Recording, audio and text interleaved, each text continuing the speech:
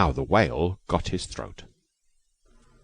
In the sea, once upon a time, oh my best beloved, there was a whale, and he ate fishes. He ate the starfish, and the garfish, and the crab, and the dab, and the plaice, and the dace, and the skate, and his mate, and the mackerel, and the pickerel, and the really truly twirly whirly eel. All the fishes he could find in all the sea he ate with his mouth. So, till at last there was only one small fish left in all the sea, and he was a small 'stute fish, and he swam a little behind the whale's right ear, so as to be out of harm's way. Then the whale stood up on his tail and said, "I'm hungry." And the small 'stute fish said in a small 'stute voice, "Noble and generous cetacean, have you ever tasted man?" "No," said the whale. "What is it like?" "Nice," said the small 'stute fish. "Nice, but nubbly." "Then fetch me some," said the whale, and he made the sea froth up with his tail. "One at a time is enough," said the 'stute fish. "If you swim to latitude 50 north, longitude 40 west, that is magic, you will find, sitting on a raft in the middle of the sea, with nothing on but a pair of blue canvas breeches and a pair of suspenders, you must not forget the suspenders, best beloved, and a jackknife, one shipwrecked mariner, who, it is only fair to tell you, is a man of infinite resource and sagacity." So the whale swam and swam to latitude 50 north, longitude 40 west, as fast as he could swim, and on a raft in the middle of the sea, with nothing to wear except a pair of blue canvas breeches, a pair of suspenders, you must particularly remember the suspenders, best beloved, and a jackknife, he found one single solitary shipwrecked mariner, trailing his toes in the water. He had his mummy's leave to paddle, or else he would never have done it, because he was a man of infinite resource and sagacity.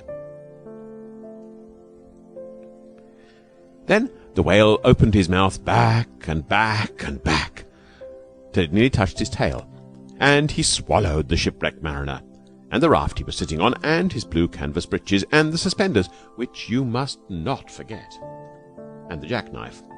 He swallowed them all down into his warm, dark inside cupboards. Then he smacked his lips, so, and turned round 3 times on his tail. But as soon as the mariner, who was a man of infinite resource and sagacity, found himself truly inside the whale's warm, dark inside cupboards, he stumped and he jumped and he thumped and he bumped and he pranced and he danced and he banged and he clanged and he hit and he bit and he leaped and he creeped and he prowled and he howled and he hopped and he dropped and he cried and he sighed and he crawled and he bawled and he stepped and he leapt and he danced hornpipes where he shouldn't, and the whale felt most unhappy indeed. Have you forgotten the suspenders? So he said to the 'stute fish, "This man is very nubbly, and besides, he is making me hiccup. What shall I do?" "Tell him to come out," said the 'stute fish. So the whale called down his own throat to the shipwrecked mariner, "Come out and behave yourself. I've got the hiccups." "Nay, nay," said the mariner, "not so, but far otherwise. Take me to my natal shore and the white cliffs of Albion, and I'll think about it." And he began to dance more than ever. "You had better take him home," said the 'stute fish to the whale. "I ought to have warned you that he is a man of infinite resource and sagacity." So the whale swam and swam and swam, with both flippers and his tail, as hard as he could for the hiccups, and at last he saw the mariner's natal shore and the white cliffs of Albion, and he rushed halfway up the beach and opened his mouth wide and wide and wide and said, "Change here for Winchester, Ashuelot, Nashua, Keene, and stations on the Fitchburg Road." And just as he said "Fitch," the mariner walked out of his mouth.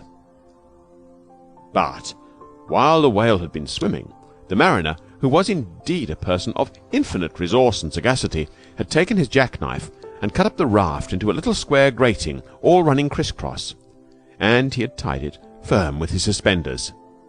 Now you know why you were not to forget the suspenders.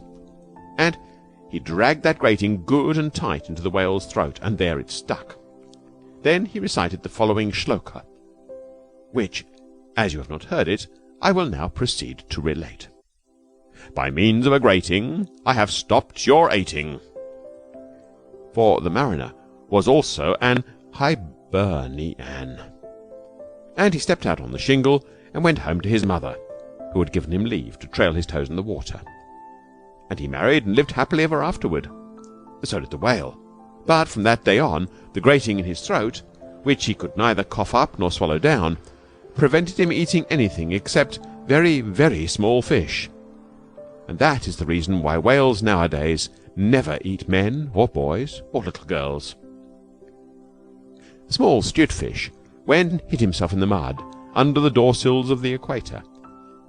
He was afraid that the whale might be angry with him. The sailor took the jackknife home.